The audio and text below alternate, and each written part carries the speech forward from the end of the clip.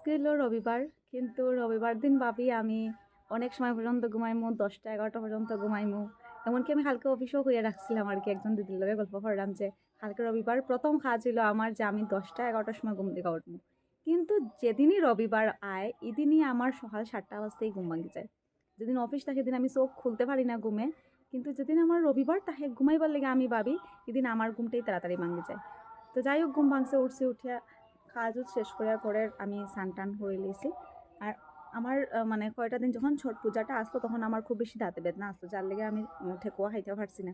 ঠেকুয়ার লগে না অনেক আমরার ছোটোবেলার কথা আমার মনে পড়ে, কারণ যখন স্কুলে আসলাম তখন যারা আমার বিহারি ফ্রেন্ডরা আসলো যারা, তারা যখন ছট পূজা হইতো তখন আগের থেকেই আমরার মাথাতে একটা জিনিসই থাকতো যে পূজা শেষ হলে পরে যে সময় স্কুলে আইব তারার কাছ থেকে আগে ঠেকুয়া লওয়া, যে যত বেশি ফাড়ি লইতাম মানে ঠেকুয়া, এটাই আমরার মাথা থাকতো।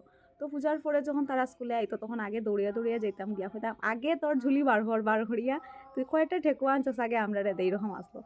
যতটাই ঠেকুয়া দিত না এখানে লাস্টে আবার হইতাম সবরে দিয়া যদি বাঁচে তে আমারে কিন্তু দিতে লাগবো, ওই রকমও আছে। তো সত্যি মানে ছোটোবেলার কয়েকটা জিনিস আর কি, এখন আমরা যখন যে কোনো জিনিস যখন কোনো অকেশন আয় বা যে কোনো কিছুর লগে দেখছি আমরা অনেকটা স্মৃতি থাকে। তো যেমনই ঠেকুয়ার লগে আমরা ছোটোবেলার একটা স্মৃতি, তখন হয়তো ওই ফ্রেন্ডগুলারে পাইতাম না, অনেকেরই তারার বিয়া হয়ে গেছে, কিন্তু ওই স্মৃতিগুলো আমরা মনে থাকি যায় যে একটা ঠেকুয়ার লেগে আমরা কত কি না করতাম, অত ভালো লাগতো খাইতে। কি শান্তি, কি শান্তি, কেমনে খুঁজতাম অত শাল। আমার সামনে বছর অপেক্ষায় থাকবো ঠেকুয়া খাবার লেগা।